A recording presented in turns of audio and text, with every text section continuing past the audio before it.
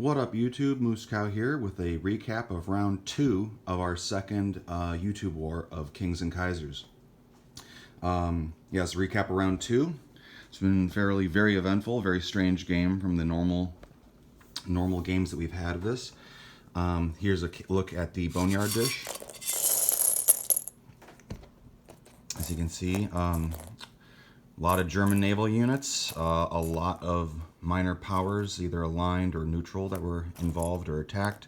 Some French infantry, some Austrian and Russian units, and a lot of just chips from everybody, pretty much. But so that has been the bloodshed so far. As for the rest of the game, it's been crazy. But yeah, this is round 2. And the United States are now in the war. But I'm getting ahead of myself, so let's just go on with the turn order. Real quick, sorry, actually before I do that, I just want to address the convoy situation that we had on the for the Ottomans on their turn. Madman rolled the convoy here, and he rolled the convoy here on Italy's turn. And then he re-rolled this one. Madman just got back from a trip. I assume he's very jet-lagged, but he thought he rolled 3 dice on this when he was rechecking his video. But he only rolled 2 dice. So this convoy roll was actually correct, but on top of that, he rolled a 3 and a miss, which is actually 4, not 3 IPCs.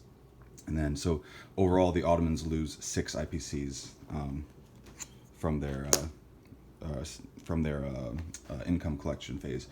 So, let me quadruple check this. They're at 22. That means they collect 1, 2, 3, 4, 5, 6, 16. So, 16, 2. Actually, I might have adjusted this already, actually, now that I come to think of it. I did. So, they collect 16 IPCs and then 4 IPCs. So, they have 20 IPCs. 4 IPCs for the 2 national objectives that they had. Yeah. Oh, and then shout out to Hambone. Hambone has been watching our videos, our game, and he actually caught a mistake of ours, and there's a good reason for this. We actually haven't done a game where Germany brings the U.S. in this early in the war, and the rule for U.S. while it's neutral, it may share technology it gets. That it receives, field technology it can share with the Allied powers. However, Madman and I both forgot that that only is allowed to be that's only allowed to be shared with the Allied powers that are at war.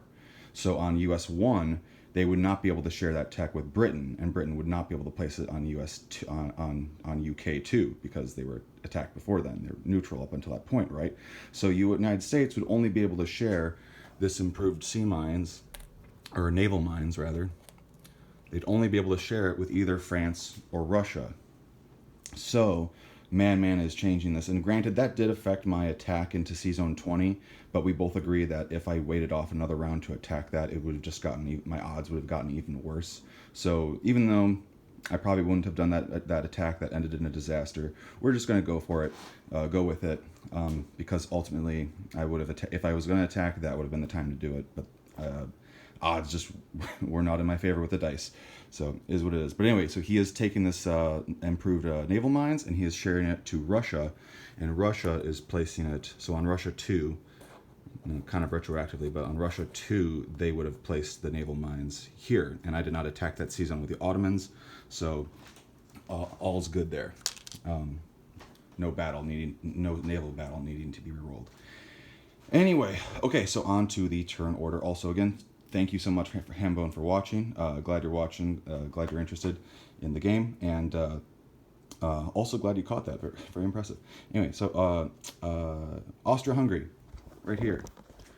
Austria-Hungary. What did Austria-Hungary do? Austria-Hungary wiped out Serbia this time, and then later on in the Ottomans' turn, the Ottomans activated Bulgaria for the Austrians, and then the Austrians beefed up the Germans here in Poland. This task force markers for all these German units.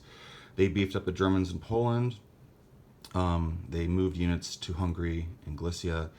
Only put 3 units each in Dalmatia, and yeah, basically just concentrated an attack on Serbia to make sure that I actually got it this time, and I got more than enough hits, of course, you know.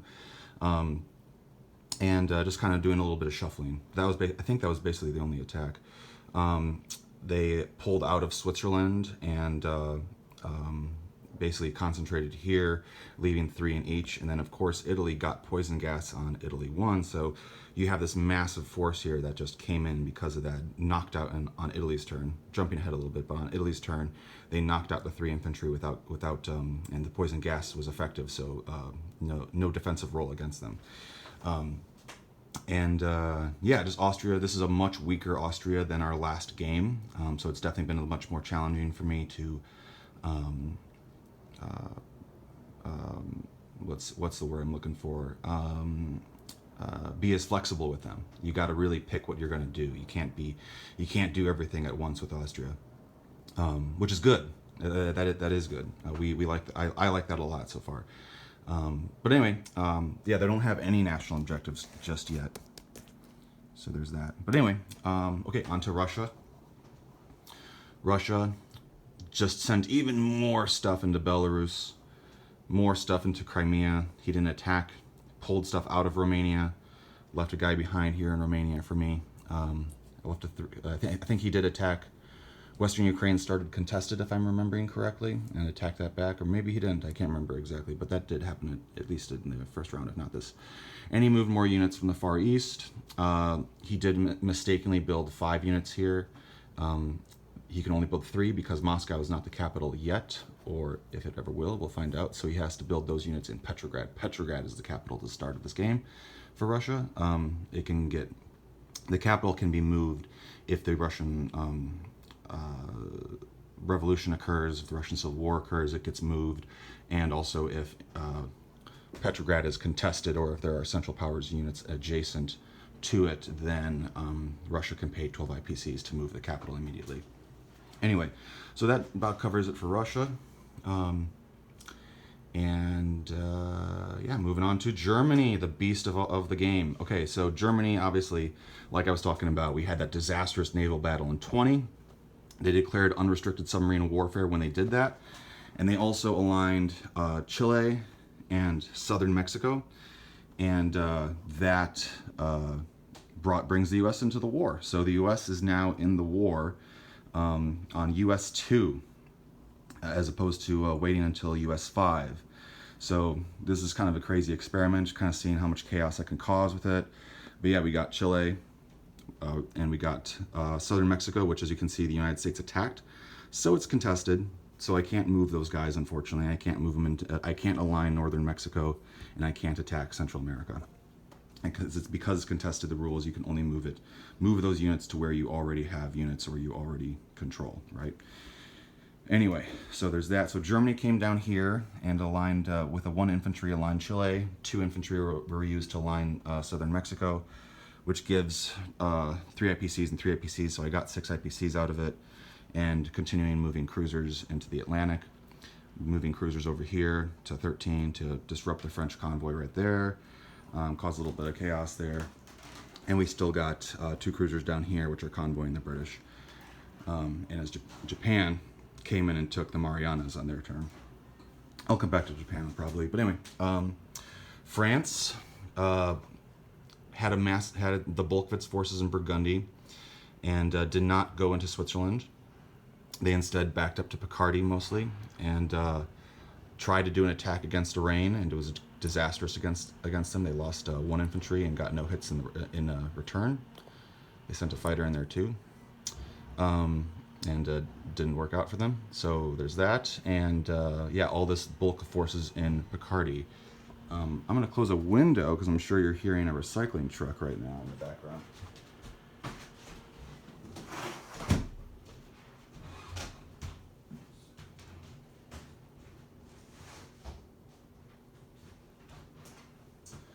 Sorry about that. I wasn't sure how audible that was being picked up on. Didn't want any distractions in the background. So anyway, close those windows. Going on in there. Let's see. Yeah, they basically just built more stuff in Paris, moved the infantry from their African infantry over to Egypt, left that guy there. Those units were fine. Now that Britain is at war, those units were finally allowed to creep through. And then they are convoying the Ottomans right there. And that about does it for the French. They still got the Icelandic and Greenland boys up there. And yeah, all of this is in Picardy. Okay, and then on to the British Empire. British Empire basically sent its naval units outward now that there's only one German cruiser to worry about. He actually didn't attack him, which I was kind of surprised about. But so there's that. Bring some units down to here to 15 and offload some of the Portugal units onto a French transport. And then over here, he's not messing around this time. He's throwing everything at German East Africa right now. So he's aligned Portuguese East Africa. He aligned Rhodesia. Germany also attacked and took out Angola, and also those two British territories on that turn. Yeah, they concentrated here in British East Africa. I think they lost one unit. The Germans were able to knock out a unit in one of these territories. I think it was this one. And then the Italian guy came in there to reinforce. There's 5 units there in German East Africa. I can build 2 more, but odds are definitely not in my favor for that. So we'll see. And then because he was able to build, he got a naval port. It's not as strong as a naval base. A naval port in West India. So now he can build naval units here, or sea units here. And so just as a quick rule reminder, the difference between a naval base and a naval port is that a naval base can mobilize unlimited. That's what's printed on the map. And you can't build another one of those. That allows you to build unlimited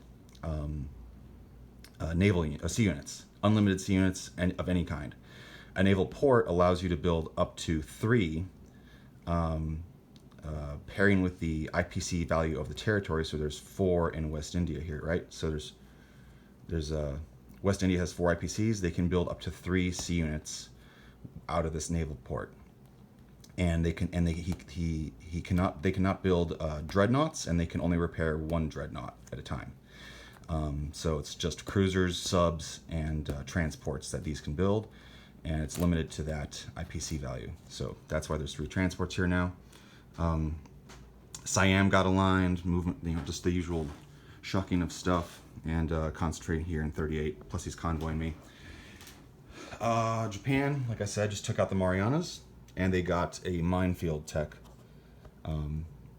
which is not super great for them, but if they decide to go into China, that can possibly become helpful there.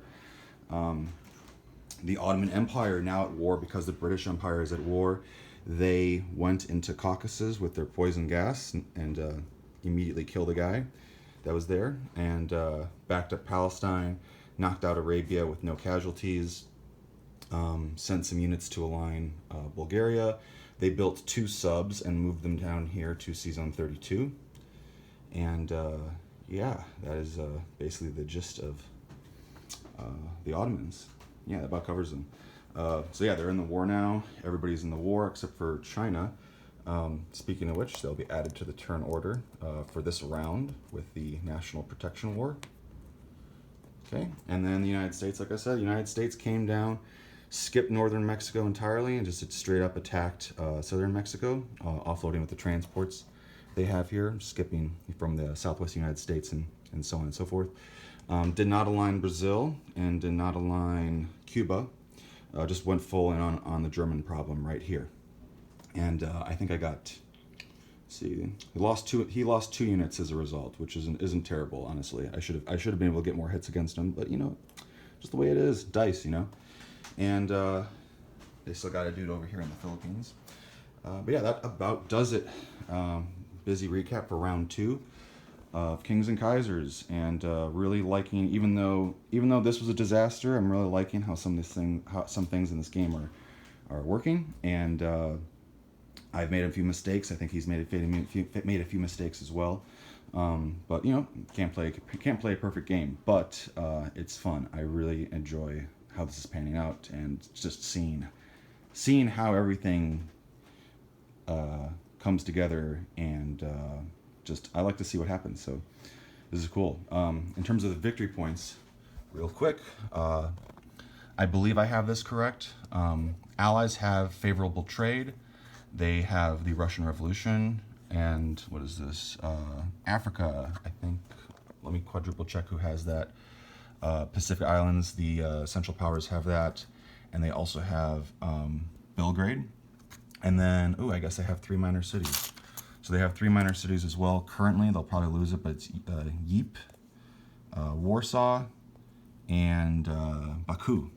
I will probably lose Baku, but we'll see. At least, we'll see. And then the Allies. This is Bucharest is missing on this prototype. We have since corrected it, but I don't have the updated version yet. So anyway, the Allies have Bucharest, which is in Romania, and in terms of the Africa Point, because it's a pretty good mishmash. The Africa Point. This is an updated card I made. Updated card. The Africa Point is a control of the most African territories that were originally British, French, German, or Ottoman aligned. And right now, 1, 2, 3, 4, 5, 6, 7, 8, 9, 10. And then 1, 2, 3, 4, 5, 6, 7, 8. So, the Allies have that point.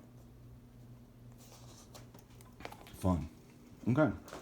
All right, well, stay tuned for round 3, and we'll get to it.